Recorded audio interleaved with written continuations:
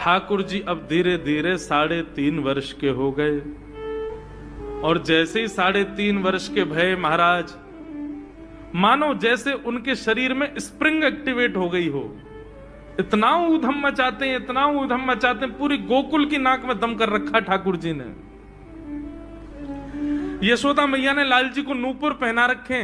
सवेरे जैसे ही ठाकुर जी उठते हैं, नूपुरों की आवाज आती है तो यशोदा मैया तुरंत रसोई घर से दौड़ के जाती है लाला के पास। लेकिन ठाकुर जी इतने चतुर हैं, यमुना तट पर जाते हैं और नूपुरों में बालू भर लाते हैं कि कल नूपुर आवाज नहीं करेंगे, सुबह उठ के हम घर से भाग जाएंगे कहीं और, मैया को पता ही ना चलेगी। ऐसा उधम मचा में अब ठाकुर जी वो लीला कर रहे हैं जिस लीला पर देवताओं को भी विश्वास नहीं हो रहा है। ऐसी लीला ठाकुर जी कर रहे हैं कि किसी को भरोसा ही नहीं हो रहा कि जगत नियंता जगदाधार ये कर सकता है। और ठाकुर जी क्या करते हैं? बोले ये मत पूछो क्या करते हैं, यूं कह रहे हैं क्या नहीं करते।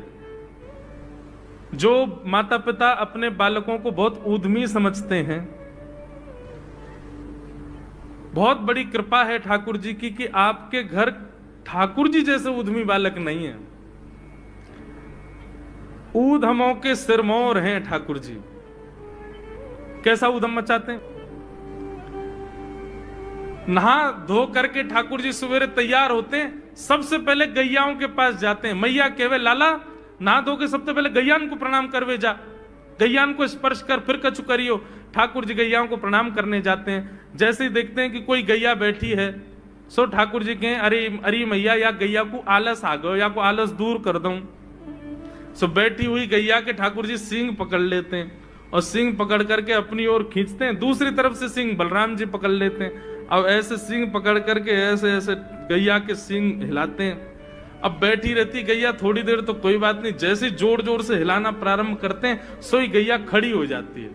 और जैसे गैया खड़ी होती ठाकुर जी लटक जाते हैं सींगों से। अब ठाकुर जी को तो बढ़िया झूला बन गया, गैया की सींगन पर झूल रहे हैं।